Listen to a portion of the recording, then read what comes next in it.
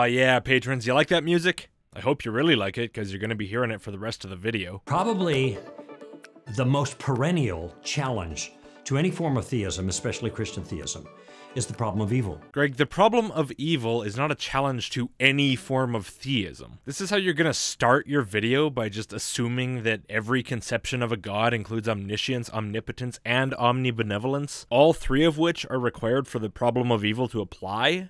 Well, they don't. So that's dumb. This is huge, and it's the kind of thing that people bring up all the time. I see. Well, at least if you hear it so often, you must understand it really, really well. I actually like the problem of evil. You know, I wasn't a huge fan of it. Not because I thought it was wrong or anything, but just because it wasn't really my style. But for some reason, a whole bunch of the videos that I've watched lately have brought it up, and I guess that's just one of those odd trends that, you know, come and go occasionally just by coincidence. And after talking about it a few times, and hearing about it even more times, just from videos that I ended up finding but never ended up responding to, I gotta say, it's really growing on me. You guys seem determined to make yourselves look as stupid as possible on this issue, and if it makes you do that, I think it's great. I mean, I don't like evil. Sure you don't. You know I've heard your opinions on people burning in hell, right? But I like it as an issue because of where it leads me. It turns out that the problem of evil is not the problem for Christianity that a lot of people think it is. Our entire story is all about the problem of evil. Okay?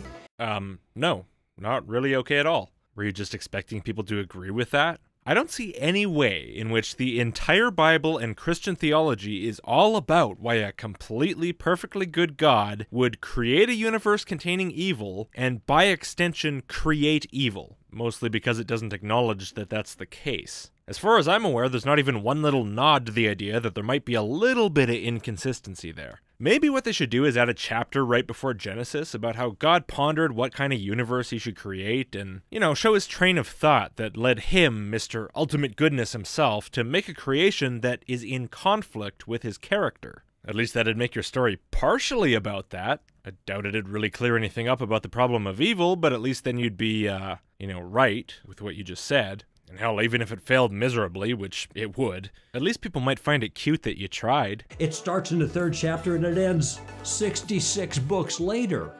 Our whole story is about how God deals with the problem of evil. And let me make an observation at this point. In our story, God deals with it. God deals with what? The inherent conflict between his omnipotence, omniscience, and omnibenevolence and the existence of evil in a world that's described by a religion with an absolute standard of morality and of what is good and evil?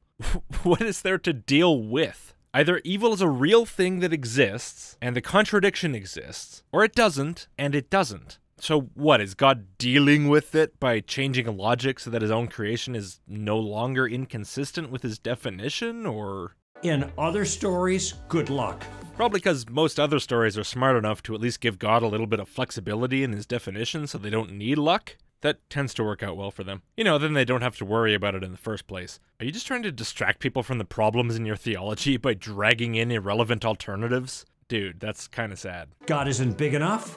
He's in it with the rest of us, victimized by evil. That's one approach. One approach to what? To dealing with the problem of evil? Remember, you're not talking here about theists trying to deal with the argument by defining their God in a way that's immune to it. What you're talking about is how the God itself deals with it. But a God like that has nothing to deal with. The problem of evil does not apply to it in the first place because even if it's all good and all-knowing, and it wants to keep evil from coming into existence, it might lack the power to do that, and so the presence of evil in the world is consistent with the existence of that God. But of course, let's be fair, your God doesn't have a problem of evil to deal with either, because if the problem exists to be dealt with, then there's evil, and so a God like yours can't exist, and you don't really have to deal with much when you don't exist. Evil is an illusion. A lot of Eastern religions have that view. Neat, I haven't heard that before. I'd have to hear an argument for it before I make up my mind on it, but what religions are you talking about? Most varieties of Eastern religions that I know of either don't have gods or they don't present them as omnipotent, omniscient, omnibenevolent beings. So once again, they would have no problem to deal with in the first place. Why are you talking about them as if all theistic religions have a responsibility to deal with this problem, and that yours is somehow better because it does it? You're not doing it because your religion's better at solving problems. You're doing it because your religion has a problem that other religions don't have.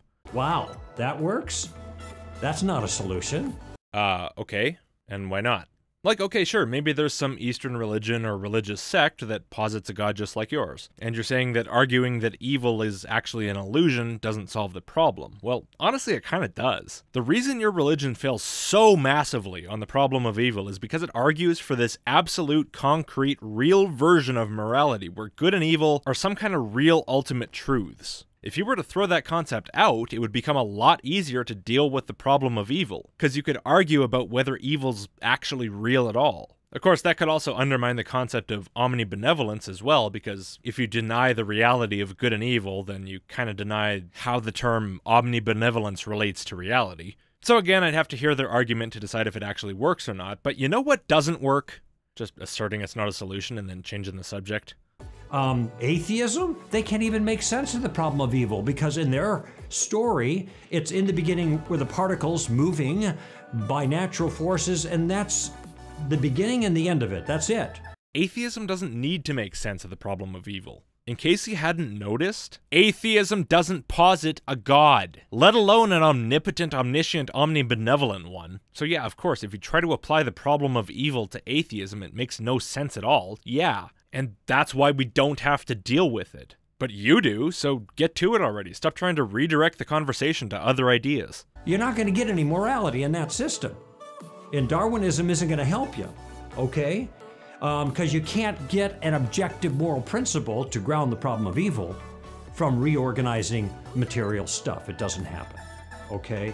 Okay, I'm not going to talk about how you get morality without a god. I'm really bored of that topic lately. I talked about it too much. By the way, some atheists do in fact believe in objective morality. Now, whether you think they're well justified to do so or not is completely irrelevant to the fact that they do. But it's true that not many atheists in at least my little camp believe that. So for the sake of argument, let's just pretend that all atheists are moral relativists of one variety or another. In that case, absolutely, since an objective moral principle is pretty much a requirement for the problem of evil to make sense as an argument, the argument makes no sense from a relativistic, atheistic moral system. And again, atheists don't believe in gods either. So no part of this problem applies in any way to atheists, which is why people don't use it as an argument against us. And by the way, the reason an atheist who doesn't believe in objective morality that's sewn into the fabric of reality can still use the problem of evil against you is that what they're discussing is not their own worldview, but yours. Sure, they don't believe in that kind of morality, whatever. They don't believe in the God either. But you do. And when I'm probing the inconsistencies in your beliefs, my beliefs are irrelevant to the discussion. We're talking about you. And all of that is why the fact that you chose to bring up atheists at all is one of the most absurd attempts at misdirection that I've seen in a long time. Fucking pathetic, man.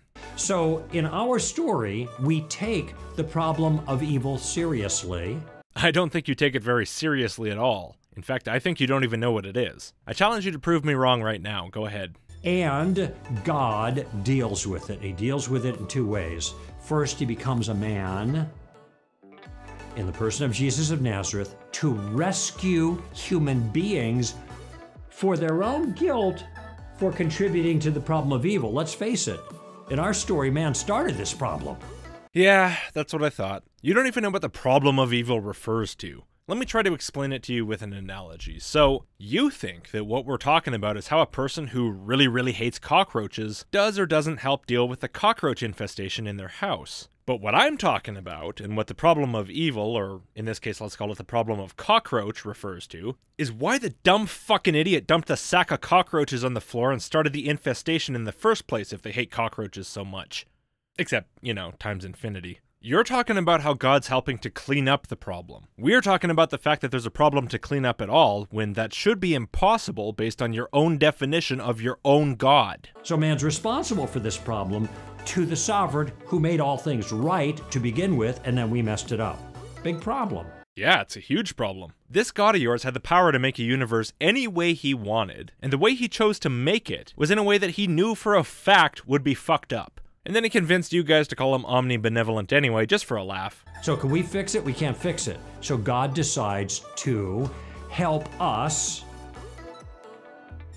by taking the responsibility, or I should say the guilt, for our crimes against God on himself so that we can be forgiven, taking up residence inside of us so that the evil in our lives can get less and less and less as we grow in our friendship with him and in our personal holiness, sanctification. We become better people. Better people, huh? I think you're a piece of shit, Greg. And I'm 99% sure that if you at the very least stopped flailing desperately around to defend your all-good God's torture of people that goes on forever and ever, you'd be better, at least a little bit. But what do I know? I'm just an unimproved atheist with no morality, so fuck me. By the way, patrons, one of these days I should do a video on Greg's article from a few years back about how you don't actually get eternal or infinite punishment in hell. You just get everlasting punishment that goes on forever and ever. Because that's way better.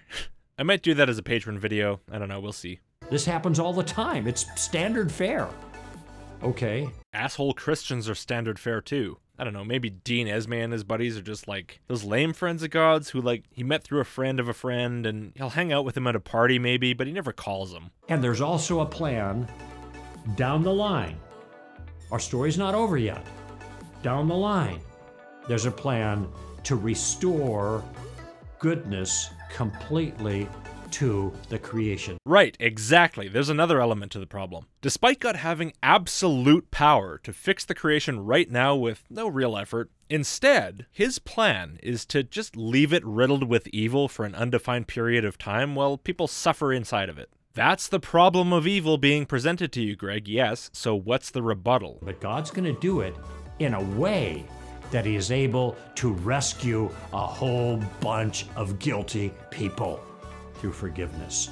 He's gonna do it in a way that he's able to do that. So what, he's unable to do that right now? He's all powerful and all good, but he's utterly incapable of forgiving people and rescuing them right now. Now, I'm sorry, dude, but you don't get to pretend that aspects of your God just stop applying whenever it's convenient for you. And that's what's going on in this section of the story, and boy, am I glad that's the case. Because if you think about, for many people, if God were going to deal with the problem of evil tonight at 12 midnight, where would they be at 12:01? Well, again, if there was a problem of evil for God to deal with, then God wouldn't exist, at least as you define him. So I would say that at 12:01, those people would be in about exactly the same place they were at 12. But if what you mean is if God were going to deal with evil, and he was actually omnipotent and omnibenevolent, they'd be in heaven. Because an all-good God would not condemn people to hell to experience the evils of suffering. Is that about right? Nah, obviously not. He's going to toss those bitches in the pit and pretend it's their fault. Just like you think he's going to do with anyone who doesn't worship him enough right now. Because, you know, he's a nice guy. C.S. Lewis says when the author walks on the stage, the play is over. So God has to make the universe work however C.S. Lewis thinks a play should work? Or... No, God is delaying because there are more people yet to experience God's mercy and forgiveness instead of his judgment. And that's why the delay. Exactly, Greg. He's withholding mercy and forgiveness with full knowledge that with every passing second he sits by doing nothing to help, it's causing more and more and more evil to occur. What you've described does not sound in any way like an all-good being, Greg. It sounds like a total dick. God didn't cause the problem of evil, but he has taken it upon himself to solve it. I'm sorry, but nothing you've said established that in any way. God caused evil in the first place by creating a universe that contains evil, while having perfect knowledge that it would contain evil and having total power to prevent that. And as you say, he just keeps on deliberately perpetuating it instead of solving it. He knows pain and suffering happen on earth, he knows pain and suffering happen in hell. He created every aspect of every moment of time that ever passes, and that means every moment of suffering comes right on back to him. In every way that makes any sense at all, God is responsible for the existence of evil, and because that's the case, either he's not all good, or he's not there. The problem of evil, Greg. QED, fuck you.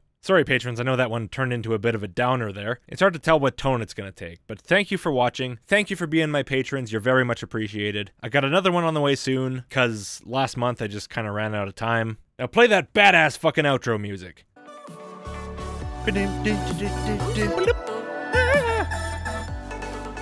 Oh, yeah.